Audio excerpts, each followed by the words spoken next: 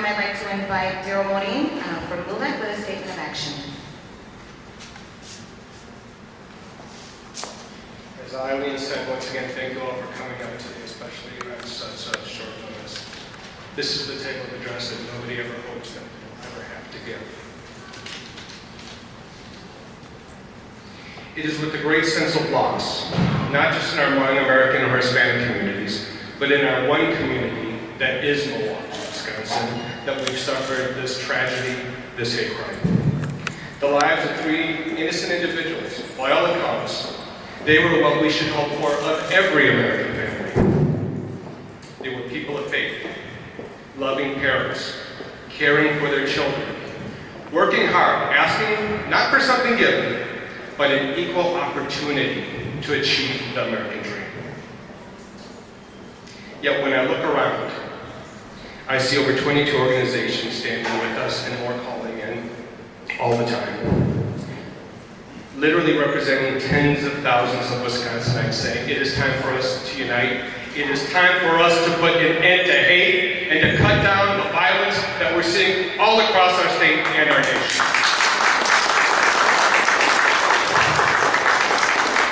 This is why this morning we stand together united to say no more.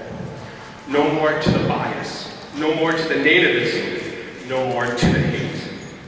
As such, this coalition against hate and violence calls for the Milwaukee County District Attorney's Office and the other appropriate law enforcement agencies, as well as the U.S. Department of Justice, to investigate these murders. The murder of Jesus Armanzo Perez, Fayabu and Mayabu, and the attempted murder of Jesus Manzo Carrasquillo as hate crimes.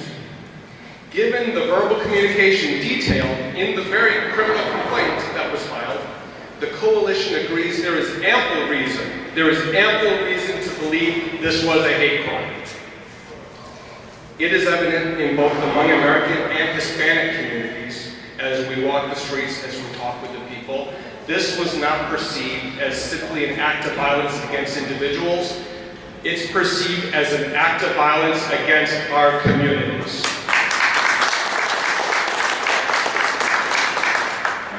Once again, sadly, it appears that ethnicity, language, and race played a significant factor in this motivation.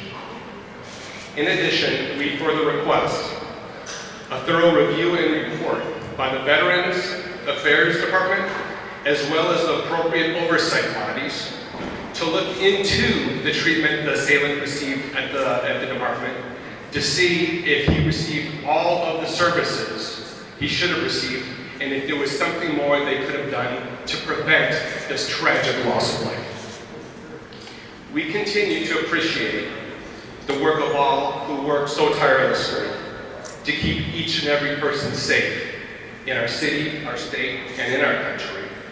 And we look forward to working together with them in collaboration to make sure that justice is served for each and every citizen, each and every person, each and every life that is born and given from the Lord above.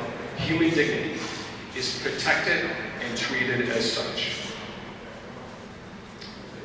Given some of the recent news reports as well, I'd like to add one additional statement.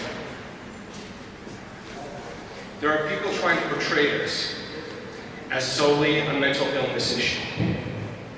I think anyone would be hard-pressed to find any expert in the field of hate crimes that says that mental illness did not play at least some small part in every hate crime that has ever occurred.